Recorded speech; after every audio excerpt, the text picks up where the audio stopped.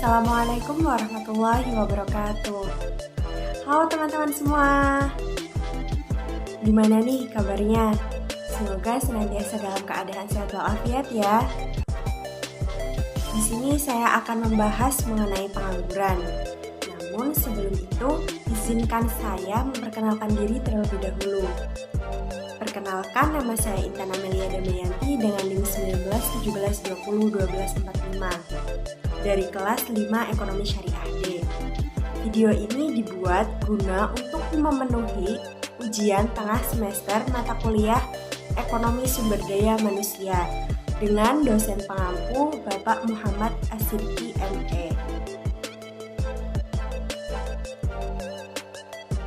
Seperti yang sudah disinggung tadi, untuk yang pertama, di sini saya akan membahas mengenai pengangguran.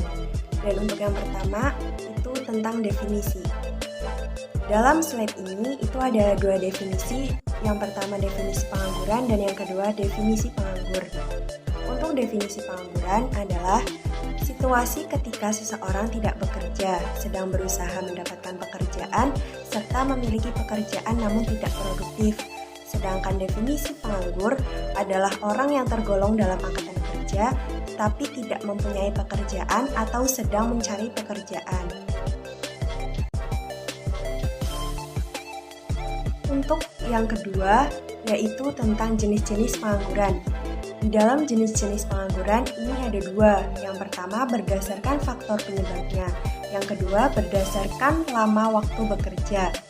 Untuk berdasarkan faktor penyebabnya itu dibagi menjadi 7 macam. Yang pertama pengangguran musiman. Yang kedua pengangguran siklis. Yang ketiga pengangguran deflasioner. Yang keempat pengangguran voluntari. Yang kelima, pengangguran struktural. Yang keenam, pengangguran teknologi. Dan yang terakhir, pengangguran friksional. Untuk berdasarkan lama waktu bekerja, itu dibedakan menjadi 3 macam. Yang pertama, pengangguran terbuka. Yang kedua, setengah menganggur. Dan yang ketiga, pengangguran terselubung. Untuk selanjutnya, tingkat pengangguran, di mana perbandingan antara jumlah penganggur dan jumlah angkatan kerja dalam kurun waktu tertentu yang dinyatakan dalam persentase. Dalam rumus jumlah penganggur sama dengan jumlah angkatan kerja dikali 100%. Berikutnya, penyebab pengangguran. Secara umum ada beberapa faktor penyebab pengangguran. Di antaranya, yang pertama, besarnya angkatan kerja yang tidak seimbang dengan kesempatan kerja. Yang kedua, masyarakat atau warga negara tidak memiliki keterampilan tinggi serta tingkat pendidikan yang rendah. Yang ketiga, adanya kemajuan teknologi yang menggantikan manusia. Yang keempat, tenaga kerja yang ada di daerah dengan di kota tidak dimanfaatkan dengan seimbang.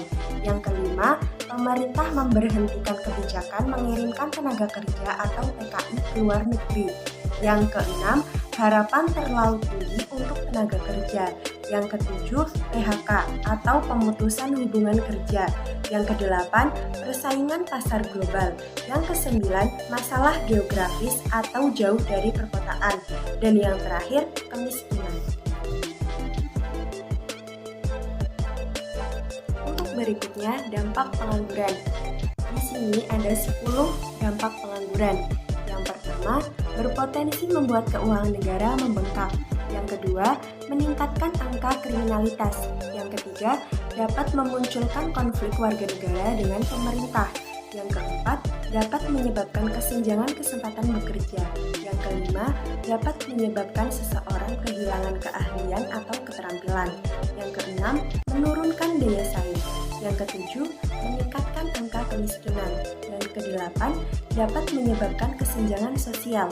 Yang kesembilan, menyebabkan kondisi politik di suatu negara tidak stabil.